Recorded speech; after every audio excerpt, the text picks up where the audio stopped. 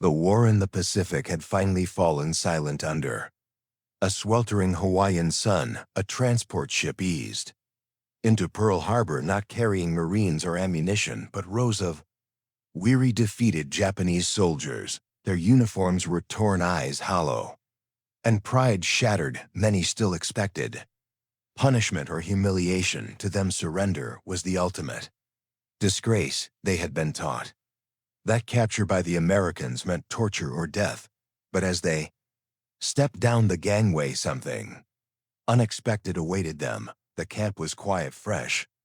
Linen hung in neat stacks. The smell of cooked food drifted from a nearby mess hall. Medical tents stood ready with American nurses preparing bandages, water, and, unbelievably, coffee. Some prisoners blinked, unsure if it was a trick.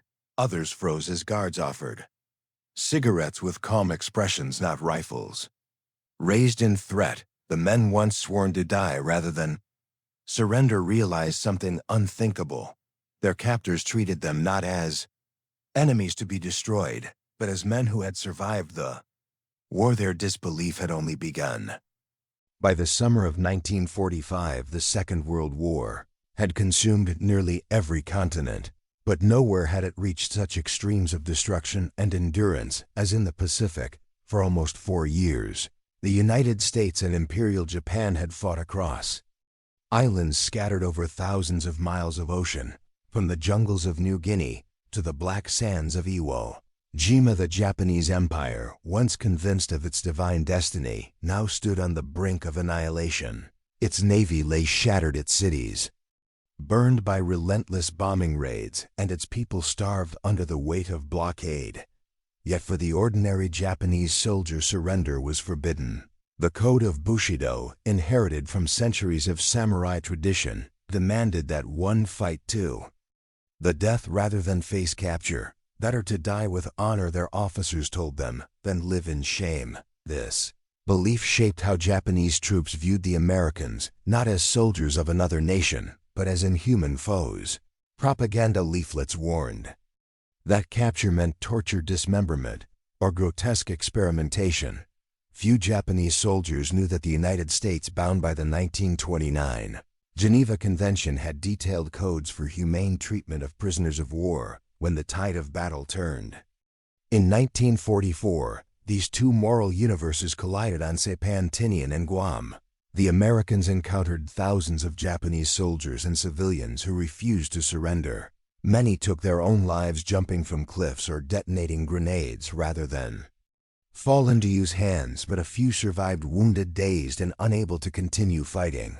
These men became among the first Japanese prisoners to experience what their superiors had sworn was impossible: capture without cruelty. As U.S. forces advanced toward Japan's home islands, the number of prisoners grew. Each major campaign, Leyte Gulf, Iwo Jima, Okinawa, brought new captives. By 1945, more than 2,000 Japanese POWs were in American custody, spread across camps from the Marianas to the mainlanded United States. The contrast between these camps and the conditions many had expected was staggering. American soldiers themselves were astonished by how meticulously their army enforced the Geneva rules. Even in the heat of war, captured Japanese were logged, medically examined, and issued clothing rations and sleeping quarters.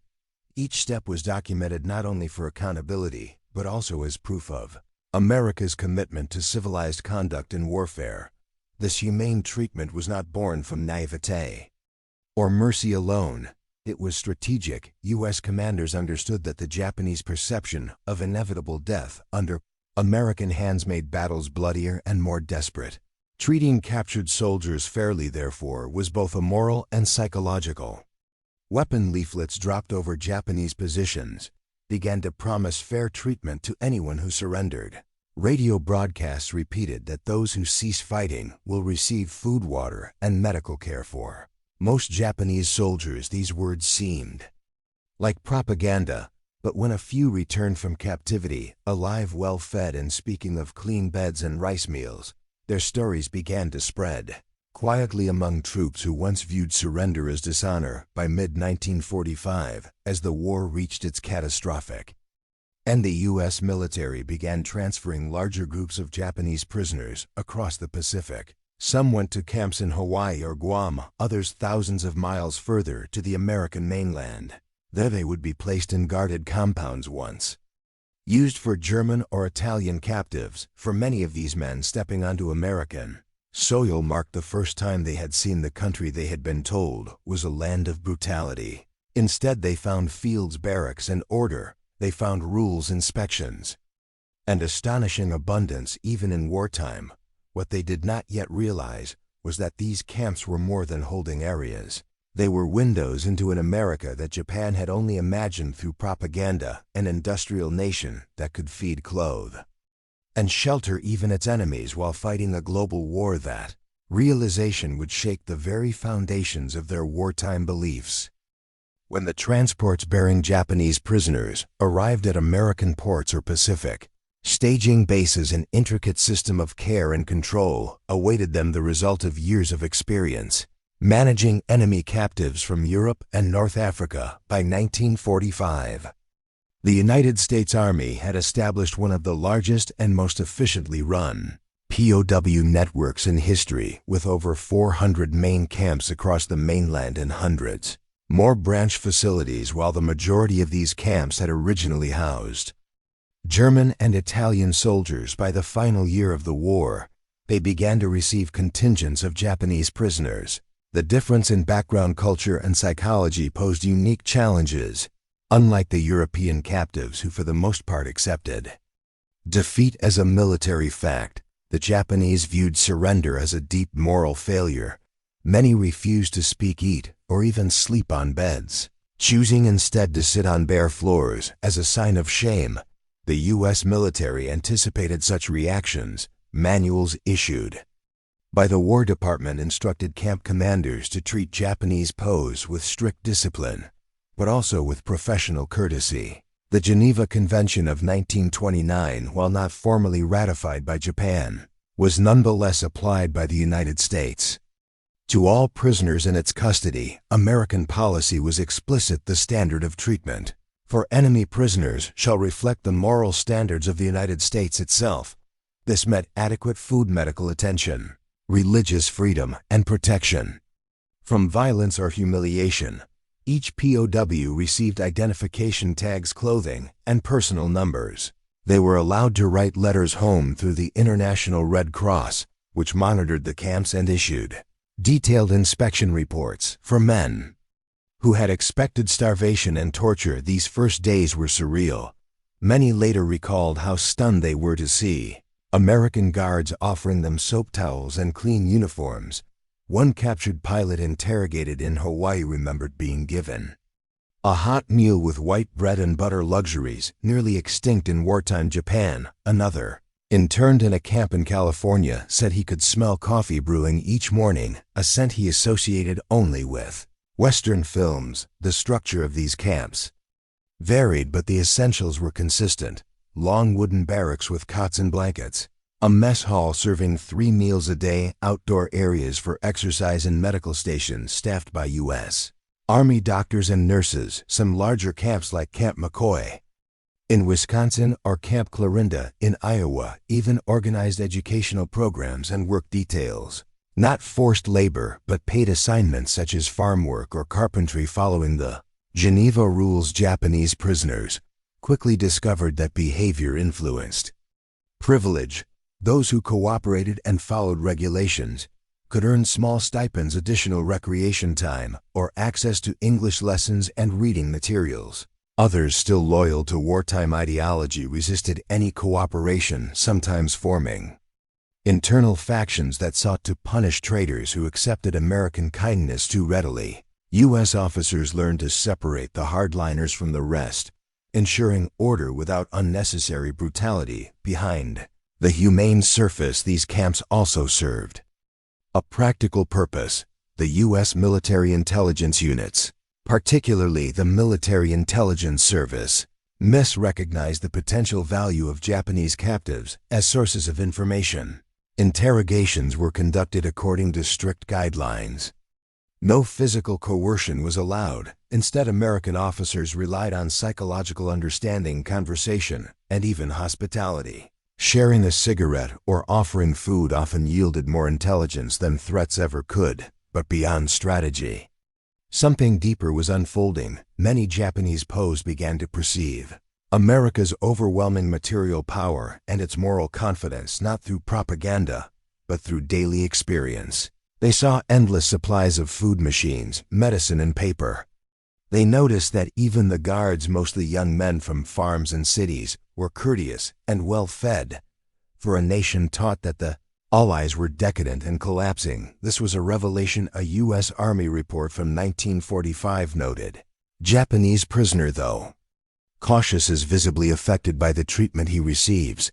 Many expressed disbelief that a nation so generous to its enemies could have such destructive strength in war. As weeks turned to months, that disbelief became reflection. Letters written home, censored but still poignant, described clean facilities, fair guards, and food in abundance. Such accounts, when they eventually reached Japan through neutral intermediaries, began to challenge one of the empire's most powerful wartime myths, that Americans were monsters without humanity. Inside the quiet boundaries of those camps, a subtle transformation was taking place, not of nations, but of men, and soon the perspectives of these prisoners would reveal the war's human contrast more vividly than any battlefield ever could. For generations, Japanese soldiers had been raised in the shadow of the samurai. The creed of Bushido, loyalty, courage, and self-sacrifice, was not merely a code, it was the soul of Japan's military culture. In battle, this belief was absolute surrender, was a betrayal of one's ancestors, one's emperor, and one's unit. Yet in the stillness of American POW camps, the myth began to fracture. The men who had been taught that death was preferable to capture now found themselves alive and treated with a respect that defied everything they had been told. Guards called them soldier, not animal. Meals were served 3 times a day. Some camps even provided Japanese language books donated by universities or missionaries. At first, many prisoners refused to touch their food or sleep on the cots provided. They lay on the ground whispering that it must be a trick before execution. But days passed and no cruelty came. Slowly, disbelief turned to quiet confusion. One former naval mechanic later recalled, "I was prepared to die every day of the war. Then I arrived in America, and the first thing I saw was a nurse smiling at me. I could not understand." In that moment of cultural collapse, something profoundly human emerged, the recognition that mercy was stronger than hatred. From a purely military standpoint, the humane treatment of Japanese POWs was a strategic decision as much as a moral one. Early in the Pacific War, U.S. commanders understood that Japanese troops rarely surrendered, often fighting to the last man. The lack of prisoners meant little intelligence and higher Allied casualties. To break this pattern, the U.S. Army and Navy developed a systematic approach: broadcast leaflets, radio messages, and psychological operations, promising honorable treatment and survival. But promises meant nothing unless proven true. Thus, each captured soldier became both a test and a message, living evidence that surrender was not dishonor, but survival. The camps became part of America's psychological warfare. Reports of fair treatment were deliberately filtered through neutral channels like the Red Cross and Swiss intermediaries to reach Japanese command. These stories, often dismissed by Tokyo as propaganda, began to gain weight when returning prisoners confirmed them after the war. The tactical effect was subtle but measurable. On Okinawa, for instance, more than 7,000 Japanese soldiers surrendered, the highest number in any Pacific engagement. Compared to earlier battles like Tarawa or Saipan, the shift was dramatic. Leaflets showing photos of POWs receiving food and medical aid contributed to this change. For the Americans, every act of fairness was not weakness, it was leverage. It demonstrated control, discipline, and confidence. A force powerful enough to destroy cities could also choose restraint. Behind the scenes of these camps lay one of the great logistical achievements of the modern war: the U.S. supply chain. By 1945, American industry had reached an almost unimaginable scale. Cargo ships left San Francisco and Seattle, daily carrying everything from uniforms to canned peaches. The same infrastructure that fed millions of Allied troops also sustained the prisoners they captured. Each Japanese POW received a daily ration designed according to U.S. Army quartermaster standards, around 3,000 calories per day. Rice, vegetables, meat, bread, and sometimes coffee or milk formed part of the menu. To the prisoners accustomed to half rations or starvation on isolated islands, this abundance bordered on luxury. Medical care was equally advanced. Diseases like malaria and dysentery common among Pacific veterans were treated with sulfa drugs and penicillin medications most Japanese doctors had only heard about. The Red Cross confirmed that American POW hospitals provided surgical and dental services at the same level as those for U.S. troops. The technological superiority extended beyond medicine and food. The camps themselves were feats of efficiency. Barracks, built to standard blueprints, latrine systems connected to running water, electric lights, and even recreation areas. To Japanese prisoners who had lived in dugouts and caves for months, these camps seemed like small cities. For many, it was their first glimpse of America's true power, not just in weapons or machines, but in organization. The same nation that produced bombers by the thousands could also produce order, cleanliness, and care on an industrial scale. A U.S. inspection report from 1945 captured the quiet irony. The Japanese prisoners do not understand how a people capable of such destruction at war can be equally capable of such generosity in peace. In that contradiction lay the essence of America's wartime identity: destructive, yet humane; relentless, yet just. And as the camps settled into routine, another dimension began to emerge, one shaped by leadership ideology and the moral tension between victory and compassion. The humane treatment of Japanese prisoners did not happen by accident. It was the product of deliberate leadership and policy from the highest levels of the U.S. military. General Dwight D. Eisenhower had already set a precedent in Europe: all enemy posts would be treated under the Geneva Convention, regardless of whether their governments had signed it.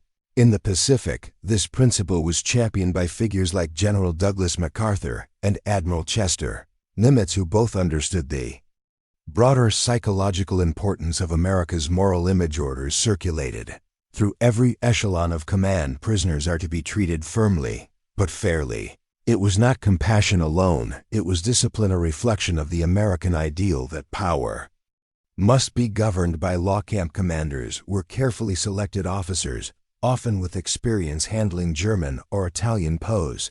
Their roles extended beyond mere custody. They became administrators, diplomats, and in a way ambassadors of American civilization. Reports required them to maintain strict order without humiliation, and to respond swiftly to any abuse. Even small gestures were intentional. Providing decent food, soap, or medical treatment was as much about psychology as humanity. Every clean uniform handed to a prisoner reminded him that his captors did not fear him. Every orderly meal reinforced that America's strength came from its system, not its cruelty. In post-war interviews, several U.S. camp officers reflected on this policy. One remarked, "The Japanese fought to die. We showed them how to live again. That was our real victory." It was leadership by example, and it changed how America's enemies and even its own soldiers viewed the meaning of victory. In Japan, official propaganda continued to paint a different picture. Even as late as 1945, newspapers and military bulletins warned that Allied troops mutilated prisoners and used them for target practice. Radio Tokyo broadcast stories of American devils committing atrocities designed to steal the hearts of soldiers and civilians facing invasion. But those stories began to falter under the weight of evidence. Through neutral channels like the International Red Cross, verified photos of POW camps in the United States began reaching Switzerland and Sweden. Nations still communicating with Japan. Reports described prisoners in clean uniforms, working farms, and receiving mail. When these accounts leaked into Japanese circles, they contradicted everything the imperial government had declared for Japanese officers and soldiers in the field, this belief often turned to confusion. The idea that an enemy could both bomb Tokyo and feed Japanese captives well enough to gain weight was incomprehensible, leaving within the camps some die-hard loyalists refused to believe what they saw. They whispered that the food was poisoned or that the Americans would eventually execute them. But months passed and the executions never came.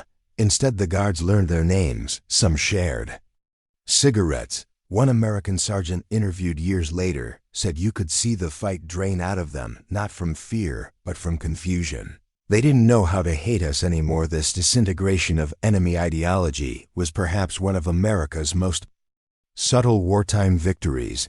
The Japanese war machine had relied on unwavering faith in its moral superiority. Yet in the controlled quiet of those camps, that illusion unraveled beneath. All logistics, command orders, and intelligence reports lay a deeper question. What does it mean to win a war? The American decision to uphold humane treatment for prisoners, even those who had fought ferociously and refused to surrender, reflected a moral stance rare in total war. The United States had suffered horrific losses in the Pacific at Tarawa, Paleli, Iwo Jima, Okinawa. Yet when the opportunity for revenge presented itself, restraint prevailed. This restraint did not absolve all wrongs, nor did it erase the brutalities of combat, but it drew a clear line between victory through annihilation and victory through civilization. It was this line that defined America's moral narrative in the closing months of the war. Historians later noted that for all its devastating firepower, America's greatest demonstration of power may have been its ability to show mercy when it had no obligation to the humane treatment of Japanese. Posts became a quiet assertion of moral supremacy, a message both to the world and to the prisoners themselves. For the Japanese captives, this moral contrast was profound. Many had believed the United States was decadent, weak, and without spiritual discipline. Yet here in captivity, they saw discipline of another kind, a discipline rooted in law, fairness, and the belief that even enemies deserved dignity. One former officer repatriated in late 1946 later wrote in his memoir, "We were defeated in war, but it was in those camps that I first understood true strength. America conquered us not only by its weapons, but by its humanity." And so, through leadership, ideology, and morality, the American POW system became more than a logistical necessity. It became a living demonstration of what separated democratic power from imperial tyranny. The next chapter of this story would bring that contrast into even sharper focus as the war's end and Japan's surrender thrust these camps and the men within them into the defining moment of 1945. August 15th, 1945. The Emperor's voice echoed across Japan in a trembling radio broadcast, announcing surrender. For millions, the words were unthinkable. For thousands of Japanese soldiers already in American custody, the sound carried a different weight. The war that had shaped every breath of their lives was finally over. At Camp McCoy in Wisconsin, the morning began as it always did, guards patrolling the perimeters, prisoners lining up for roll call. But that day, the routine stopped.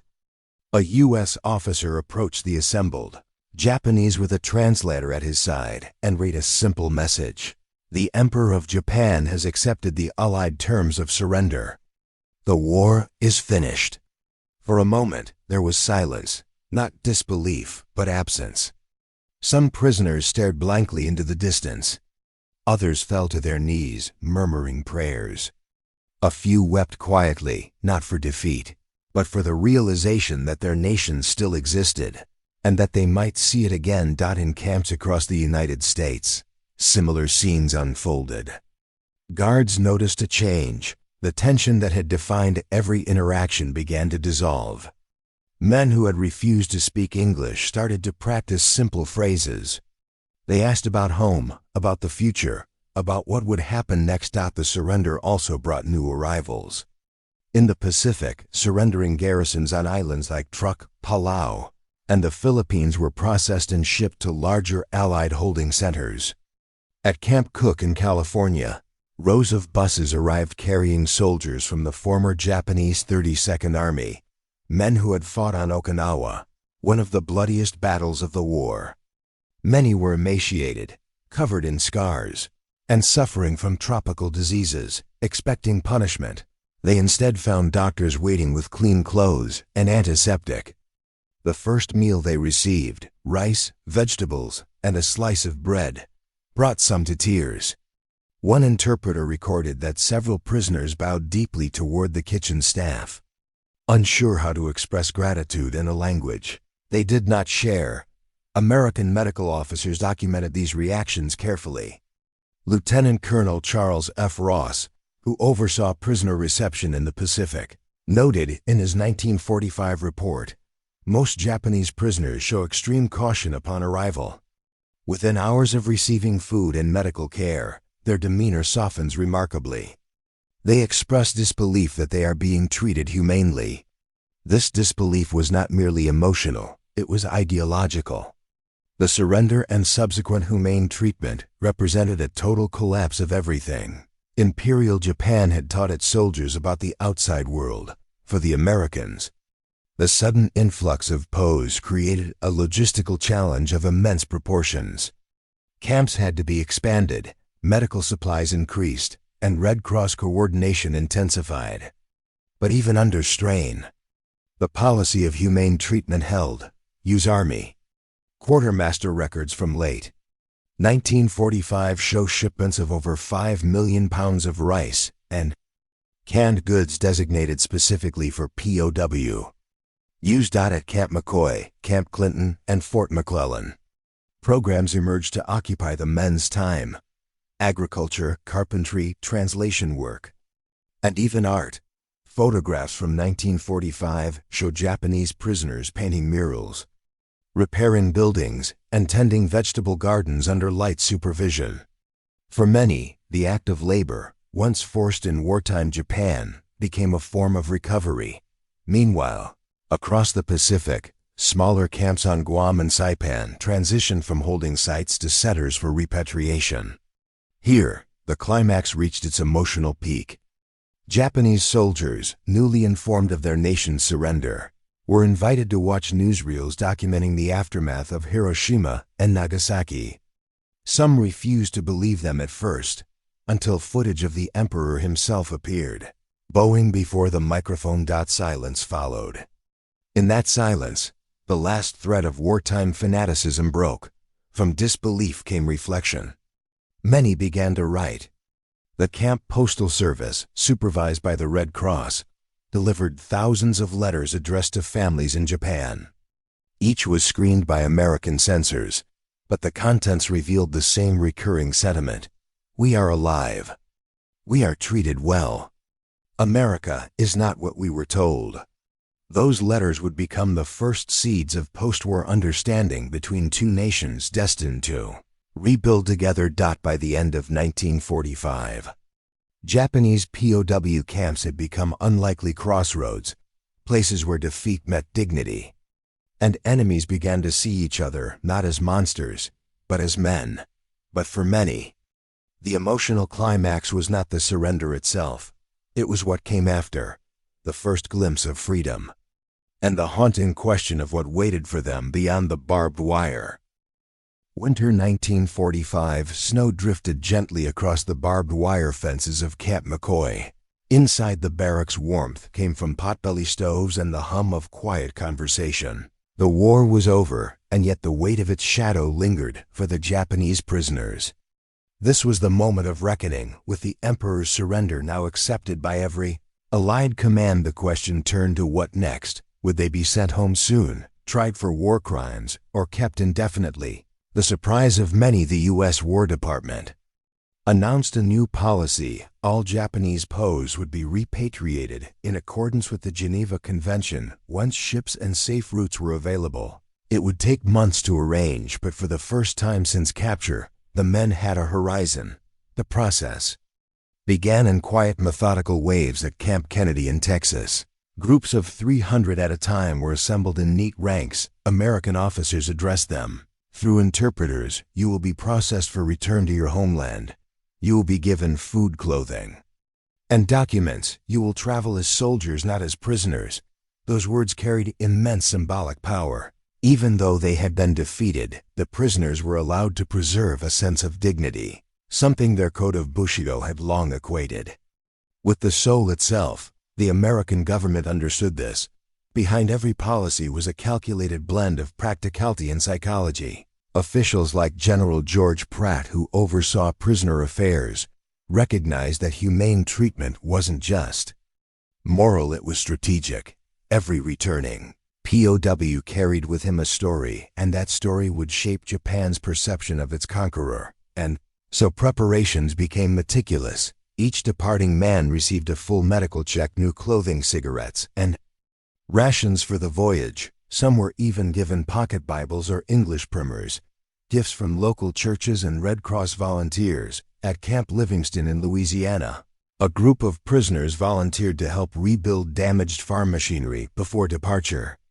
Their American overseer later remarked, they worked with pride, not because they were ordered, but because they wanted to leave something behind, proof that they were not the beasts propaganda had painted them to be. For others, the turning point came not from orders but from connection. In many camps, relationships had quietly formed between guards and prisoners. The American guards, often young farm boys or college students, came to see the Japanese as curious, disciplined, and deeply human. Some even exchanged letters after the war, maintaining friendships that lasted decades. But in every camp, the moment of departure carried its own emotion. As the transport trucks rolled toward ports like San Francisco and Seattle, crowds of local Americans sometimes gathered to watch. There was no jeering, no hostility, only silent observation. Many citizens, after 4 years of war and propaganda, were seeing Japanese faces up close for the first time, not as enemies, but as men heading home. One photograph from Camp McCoy captures that moment perfectly. A line of prisoners boarding a train, smiling faintly, carrying neatly folded blankets. Above them, a banner reads, "Simply good luck." For some, the emotion was too much. A handful of prisoners requested to stay in the United States, fearing what awaited them in a ruined homeland. Their requests were denied, but their sentiments spoke volumes. The fear of returning to shame, poverty, or judgment weighed heavier than captivity itself. By early 1946, the ships began to sail, the Marine Adder, the Sea Star, the General Gordon. Each carried thousands of men back across the Pacific. On board, they sang softly, shared stories, and watched the sea stretch endlessly toward home. For many, the first glimpse of Japan after years of imprisonment was surreal. The cities they remembered were gone. Hiroshima and Nagasaki lay in ashes. Tokyo was flattened, and the ports of Yokohama and Kure were filled with Allied personnel. They stepped off the ships not as soldiers, but as ghosts of a vanished empire. Japanese government officials processed their return with a mixture of efficiency and discomfort. Former POWs were quietly instructed not to speak publicly about their experiences, particularly about the kindness of their American captors. The Imperial Army's surviving leadership feared such stories might weaken the myth of wartime honor or loyalty to the emperor. But the truth could not be silenced. Within months, accounts began to spread through families, communities, and small-town papers. Tales of clean beds, fair treatment, and food in abundant. Stories so at odds with the destruction of post-war Japan that they sounded almost unreal. Historians later noted that these early returning POWs played a subtle but profound role in reshaping Japanese perceptions of the United States. In their testimonies lay the first whispers of reconciliation. The climax of this story, therefore, was not merely surrender or repatriation, it was revelation, the realization on both sides that the war's most enduring transformation would not come from battlefields or treaties, but from the unexpected humanity found behind the wire. And from that moment forward, as ships vanished over the Pacific horizon, the war between Japan and America and hearts and minds began to end.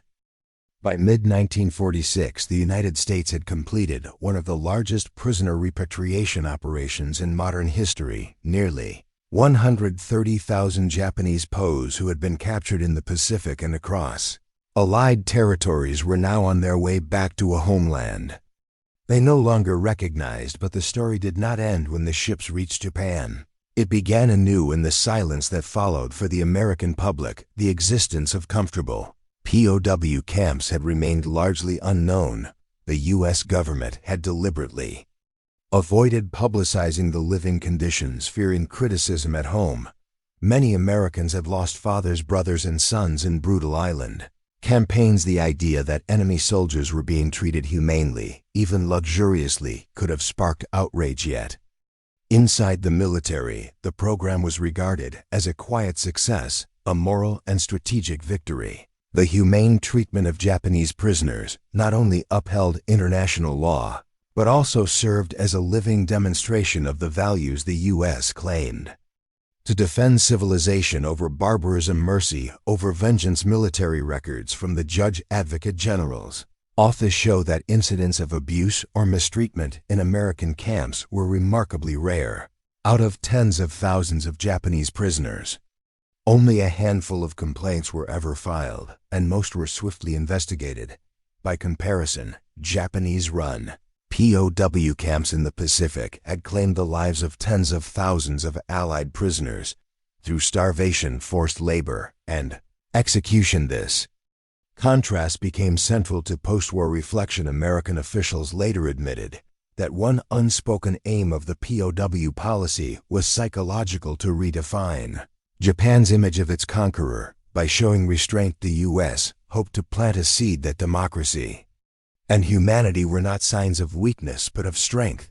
And the seed took root when the first repatriated prisoners returned to Japan. Many were stunned by what they found: cities flattened into ashes, food scarce, families scattered or dead. In contrast to the despair, their memories of U.S. camps seemed surreal: meals 3 times a day, libraries, work programs, even sports fields. Some men who had once sworn loyalty to the emperor now found themselves questioning the old code. They spoke quietly to neighbors and family members. The Americans, they were not monsters. These small, quiet conversations formed the early fabric of what historians would later call the bridge of perception. In villages and towns, word spread that Americans were not cruel occupiers but disciplined and even compassionate victors. This subtle shift in sentiment would become a foundation upon which Japan's post-war alliance with the United States would eventually be built. Meanwhile, back in America, many of the camp commanders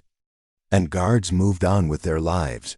Some wrote memoirs decades later, describing how their interactions with the Japanese prisoners had changed their understanding of the enemy. At Camp Huntsville, one guard recalled, "They were so polite, so grateful. It was hard to imagine these were the same people we had fought so bitterly. When they left, we felt something missing, as if the war had ended long before they stepped on that ship." But there was also unease among American veterans of the Pacific War. Some could not reconcile the memory of brutal combat with the reports of prisoners eating well in U.S. custody. For them, mercy felt like betrayal. The War Department defended its policy firmly. It argued that treating prisoners with dignity had saved American lives, reducing enemy resistance and encouraging surrender. In a war defined by fanaticism and suicide attacks, that was no small victory. Thus, the aftermath of the POW system was paradoxical.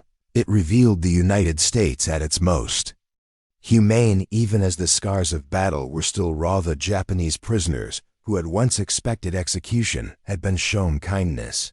The Americans, who had once seen only enemies, found themselves face to face with the humanity of those they fought, and in the quiet exchange of respect across wire fences, something larger than vengeance took root: the early beginnings of understanding between two nations that only months earlier had sought to annihilate each other.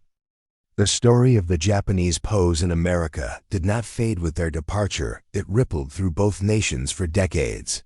What began as a wartime necessity slowly evolved into a moral mirror, reflecting how a nation behaves when victory is already in its grasp. In the early post-war years, Japan was a land of ruins and reflection. Millions were homeless, cities were blackened husks, and the once feared Imperial Army was dismantled. Amid that collapse, the returnees, those who had lived under American Captivity carried with them stories that almost no one could believe. They spoke of medical care, of clean beds, of libraries stocked with English and Japanese books.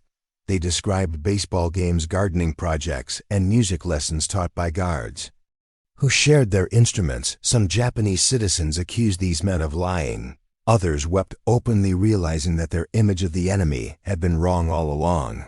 These returning soldiers, quiet and humbled, became the first Japanese generation to see the Americans not as demons, but as people capable of restraint and even compassion. In the following years, Japanese newspapers began cautiously printing accounts from these former POWs.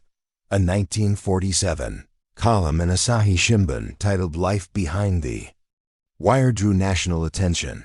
The author, a repatriated Navy officer, wrote, "I had expected hatred. Instead, I found fairness. They gave us food before they took their own. They gave us books when we asked to learn." Such testimonies subtly contradicted years of wartime propaganda, which had painted Americans as soulless conquerors bent on Japan's destruction.